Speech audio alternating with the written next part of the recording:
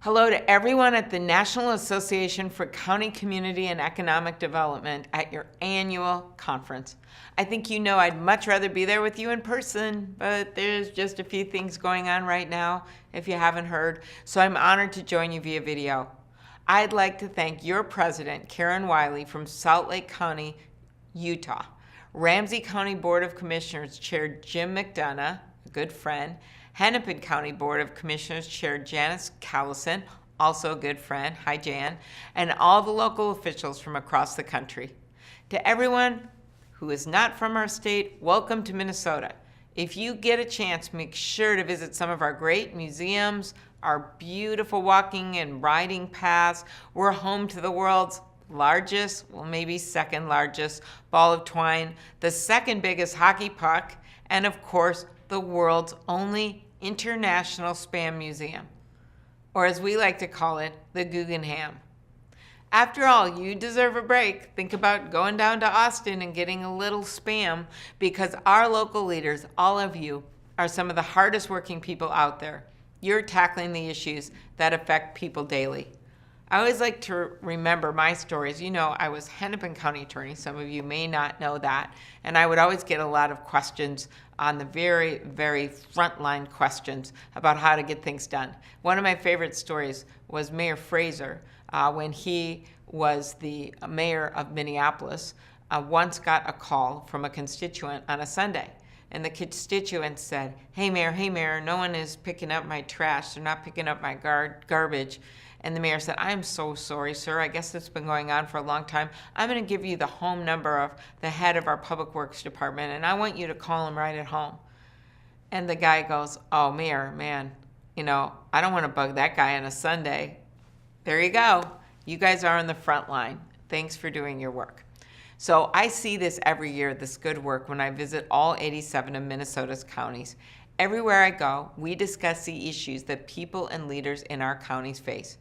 At a coffee shop where women small business owners, we talked about how to keep their businesses thriving.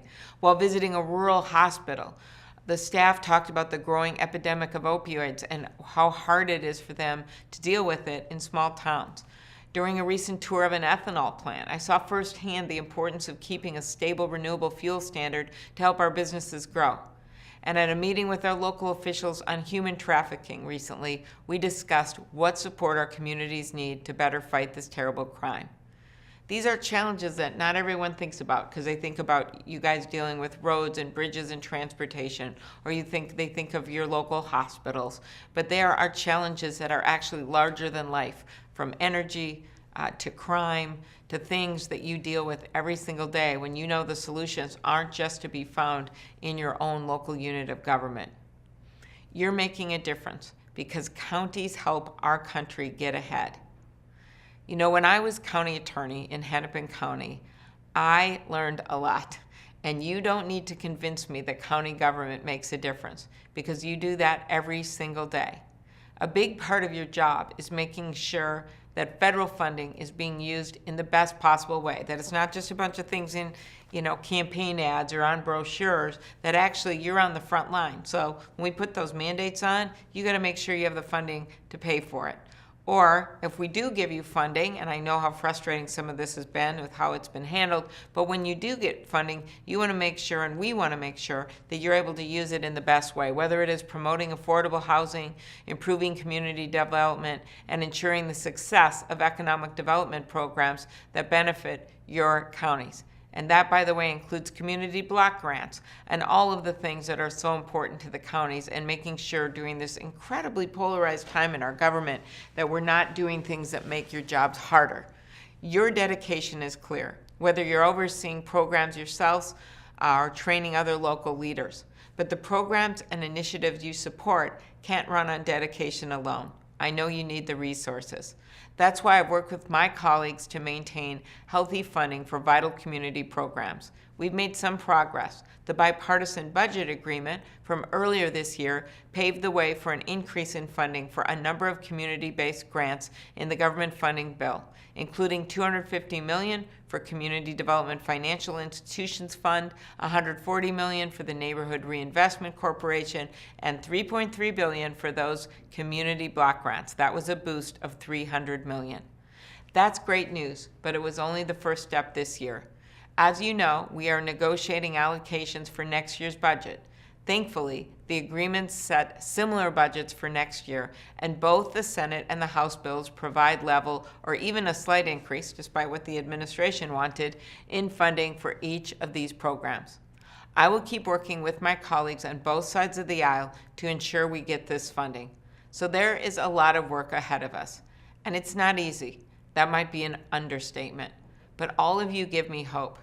You see, what's going on right now in our country is there's a lot of distrust, and you know that, of government, of corporations, of even religious institutions. But one of the things I've found is the important role you play in all of this. While they might be mad at Washington, they sometimes love you guys. I know it doesn't feel like that when you look at your Twitter feed, but they do. There's a trust in local government.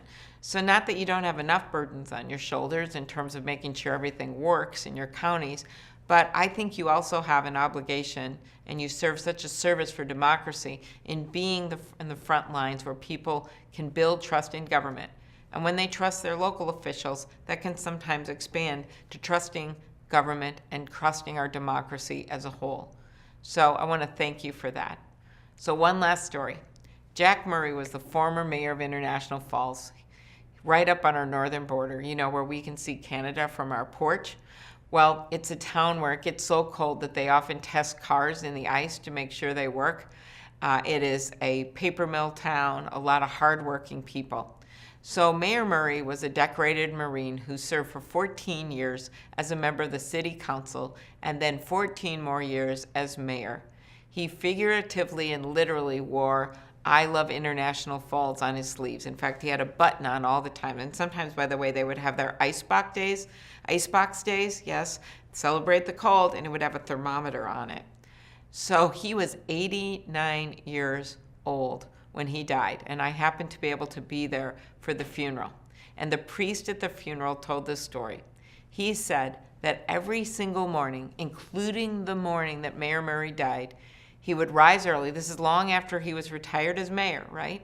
But he still wanted to give back. And he would walk the streets of International Falls. He'd wear this orange highway vest, and he would pick up trash in a bag, and then he would bring it back to the fire station and get a cup of coffee every single morning until the day he died.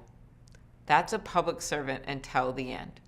It's someone that believed in their town, just like all of you believe in your local communities. And just like that, Mayor, the work you do day in and day out is essential. You touch people's lives, you make our country a safer, stronger place, you deal with a lot of problems that a lot of people at the federal level can just close their eyes to, but you're there doing the work. And then, as I just said, you build the trust that we need to keep Americans' democracy strong at a time when we are being attacked in very many ways, not just by foreign powers, but by internal divisions. You play a role that's even bigger than you can imagine. And I will end with the words of my friend John McCain, who I got to visit about a month and a half before he died. My husband and I visited him and Cindy at the ranch, and he couldn't talk as well as he used to when we were there. But at one point, he pointed to a line from one of his books and showed it to me and said, "This is all that matters." And the line was, "There's nothing more important in life than fighting for a cause bigger than yourselves." So just remember that no matter how taxing it gets, you're fighting for our country, your county, and our democracy. Those are causes bigger than yourselves. Enjoy the rest of your meeting.